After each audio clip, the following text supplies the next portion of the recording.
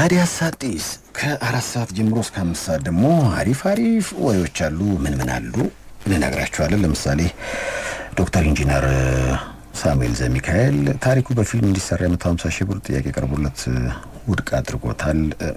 እውነቱ አንድ ቀን ይወጣል ነው የሚለው። እሱ እንግዲህ ከሚቀርቡት ወሬዎች መሃል አንዱ ነው። የማራቶን ምርጫ ባወዛገበበት በዚህ ሰዓት አንድ አትሌት የኢትዮጵያን ባንዲራ ሳይዝ ሪዮ ላይ ሊሮጥ ነው የሚልም ወሬ አለ። የሳምንቱ የወንጀል ወሬዎች አሉ። መኪና መስረቅ፣ መኪና ሰርቆ የመንዳት ሱስ ያለበት ሰው እንደገና ደግሞ የሱስ አይነቶች አሉ ያረጋ መኪና ሰርቆ የመንዳት ሱስ ግን ደስ ይላል በጣም እንዴ መንዳል በቃ ይያዛል። 2 ኪሎ ስጋ ማጅራት አስመታ የሚል የፖሊስ ሪፖርትም አለን። ከዛ ውጪ እንግዲህ በብዙት የሚጠበቀው አንደኛው ወሬያችን ሁለተኛው ጋብቻ በታዲያስ አዲስ ባልደረቦች መሃል ባንዱ ይፈጸማል የሚል ወደ በኋላ ላይ ማን ነው የሰርግ ዘፈን ጋብዘን እንግዲህ እንደ የላጤነቱን ህይወት እንዲሸኝ እናደርጋለን። ይህም ባልደረባችን ምንድነው አልሽ? በ0949773299 ላይ ደግሞ ብዙ ሀሳብ ነው እያዩ ያሉትና ሰሞኑን ፌስቡክ ላይ ዳዊት መለሰ ፊልም ሊሰራ ነው የሚል ፒክቸር አይታችኋል? አዎ፣ አምባሳደር የሚል ፊልም። አምባሳደሩ እሱ ፊልም መቼ ነው የሚወጣው?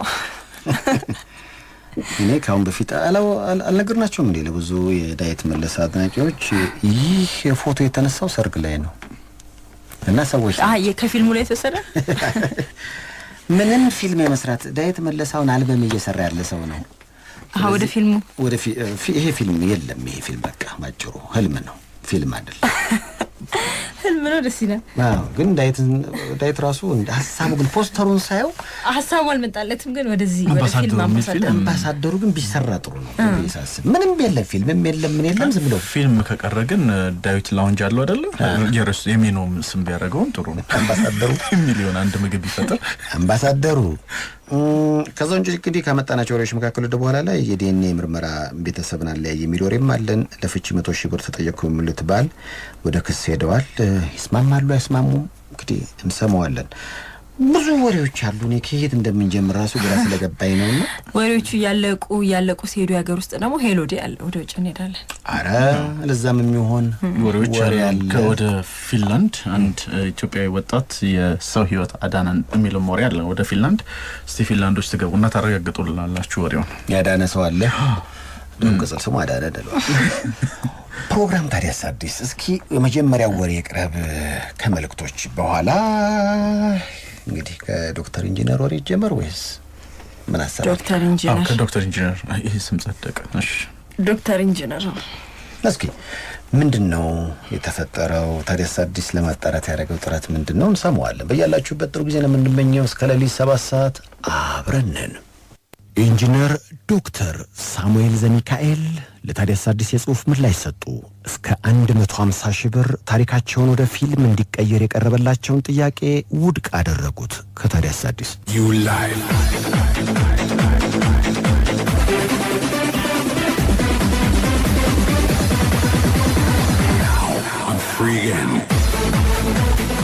የምታደምጡት ታዲያስ አዲስ ነው። ከ20 ወራት በፊት ኢንጂነርና ዶክተር ነኝ በሚል ለመገናኛ ብዙሃን ሲቀርቡ የነበሩት በኋላም ዶክተር ኢንጂነር ሳሙኤል ዘሚካኤል ዶክተርና ኢንጂነር አይደሉም የሚለው ዘገባ በርካቶቻችሁ የምታስታውሱት ነው። ዶክተር ኢንጂነር ሳሙኤል ዘሚካኤል የቀረቡባቸውን ክሶችና የተፈረደባቸውን ፍርድ ጨርሰው አሁን ከማረሚያ ቤት ወጥተዋል። አዎ። እናም ለታዲያስ አዲስ በኩል እንግዲህ የፊልም ሰሪዎች የእሳቸውን ታሪክ ወደ ፊልምነት ለመቀየር ያቀርቡላቸውን የ150 ሺህ ብር ጥያቄ ውድቅ አደረጉ የሚለው ጉዳይ ላይ ነው የምንገኘው።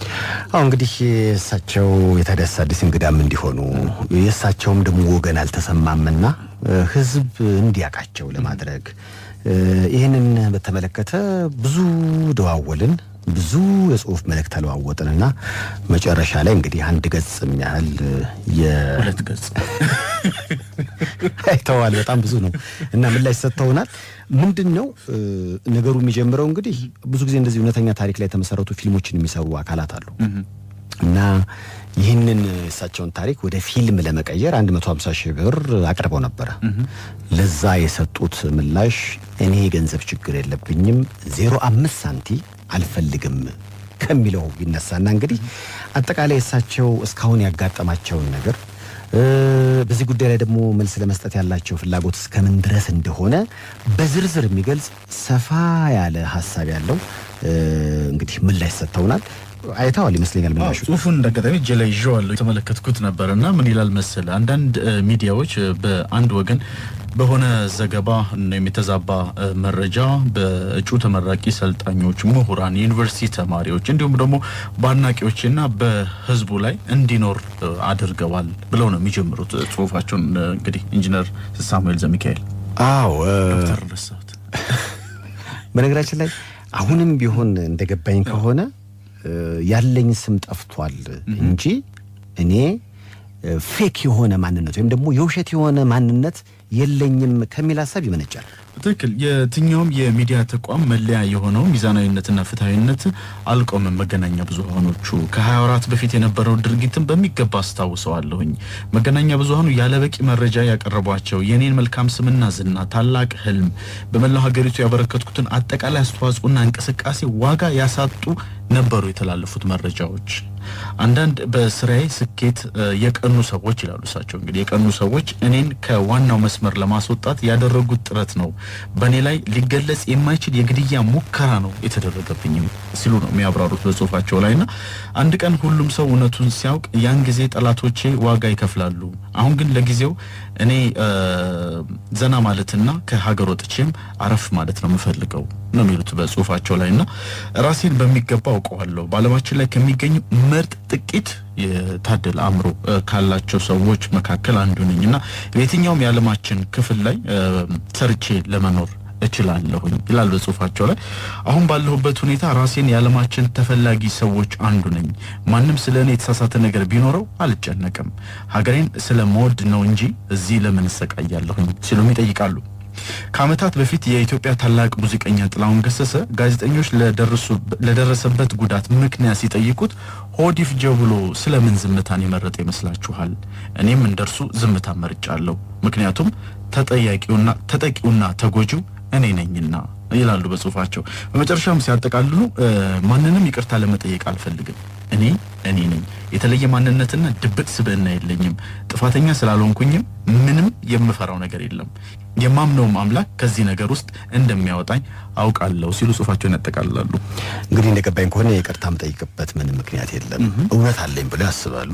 አሁንም ድረስ እውነቱን ይጋ ነው ብለው ነው እሳቸው የሚያስቡት። እንግዲህ በወቅቱ ግን መገናኛ ብዙሃን የያዙት ኢንጂነርነትም ሆነም ደግሞ ዶክትሬት ዲግሪ ያለኝ ያሉትም የተሳሳተና ምንም ነገር እንደሌላቸው በወቅቱ ግን ሰፊ ዘገባዎችን ሲያቀርቡ ግን ወደ ሚዲያዎቹ መጥተው ለማስተባበል ወይም ደግሞ አለኝ ብለው መረጃዎችን ለማሳየት አልደፈሩም ነበር በወቅቱ። ምክንያቱም ከወራት በፊት የነበረው ነገር እኛም መገናኛ ብዙሃን ላይ ስለነበረን በሚገባ እናስታውሰዋለን። እኔም እንግዲህ መጀመሪያ ላይ ታዲያ ሳድስ እናግባባቸው ካሁን በፊት እዚህ ልህ እንደሆነ በዳና ተከታታይ ቲቪ ድራማ ላይ ትታወቃለች። በቼክ ማጭበርበር ከቼክ ማጭበርበር ጋር በተገናኘ ስሟ ተነስቶ እንዲሁ ወደ ሰይፉ ቤቢኤስ ብቅ ብላ ሰውን ይቅርታ ጠይቃ አሁን መደበኛ ህይወት ቀጥሏል። ተዋናይት ቤዛዊት እንደዛ ሁሉ ኢንጂነር ዶክተርም እድል ተመቻችቶለት የተፈጠረው ነገር ምክንያቱም አሁን የብዙዎቹ ሐሳብ ምን መሰለ ወረቀት ላይ ኖር ይችላል። አንድ ሰው ወረቀት ላይ ኖር ይችላል፣ ላይማር ይችላል። በአስተሳሰብ ግን ከተማረውም አንዳንዴ የተሻለ የሚሆንበት አጋጣሚ አለ። በወቅቱም እኮ እሳቸው ሊለዩ ያልቻሉበት ምክንያትና በየዩኒቨርሲቲው ገብተው ሌክቸሮችን ይሰጡ የነበረበት ምክንያት ዶክትሬቱ አለም ብለው ኢንጂነሪንጉንና ሁለቱን አጣምረው ይዘው የያዙ ሰዎችና በእሳቸው መካከል ልዩነት ስለጠፋም እኮ ነበር በወቅቱ ይሄ ሰው አይደለም ብሎ ሊጠራጠራቸው የሚችልም ሰው የጠፋው። ሁለተኛ ደግሞ መገናኛ ብዙሃን ደግሞ ፈርዘር ሄደው ይሄ ማጣራትን ስራ ስለማይሰሩም ነበር በወቅቱ ችግር ሆነ ቀረ። ስለዚህ ከዛ አንፃር እንግዲህ እኛም ቢያንስ ይቅርታ ቢጠየቅ ወይም ደግሞ ለምሳሌ ትምህርት ማስረጃው የለም ተብሎ ቢታሰብ እንኳን ምንም አይደለም።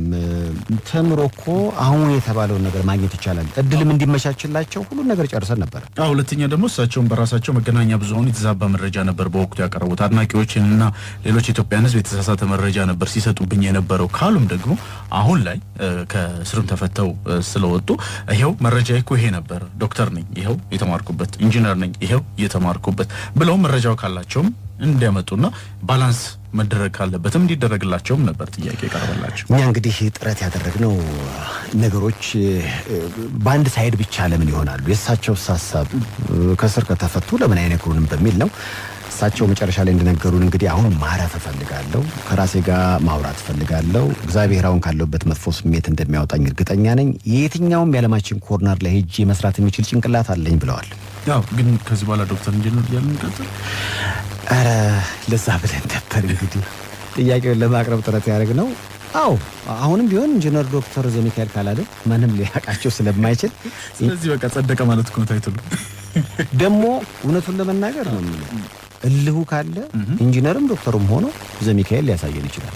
መማር ከተቻለና ጊዜ ሰጥቶ ኮሚትድ መሆን ከተቻለ ማይቻል ነገር የለም በብድር ላይ። እባክህ ዘሚካኤል ከዚህ ነገሮች አንጻር ሁሉ ብትችል አገኘንና ነገሮችን እናውራ። ያንተ ታሪክ ብዙዎችን ሊያስተምር ይችላልና ወደ ሚዲያ በመምጣት የሆነውን ነገር በመናገር ታሪክ ሰራ ነው የምንልህ።